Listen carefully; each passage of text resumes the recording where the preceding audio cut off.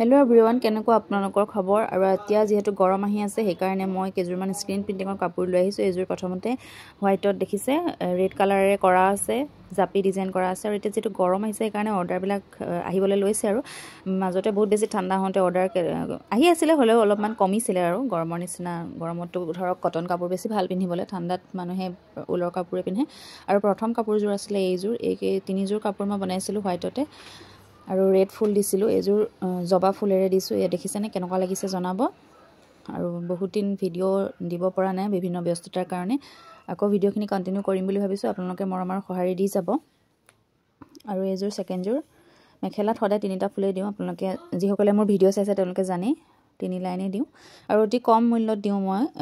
cotton কাপোৰ আৰু Azure দেখিছে কপৌ ফুল ডিজাইনত কৰিব দিছিলে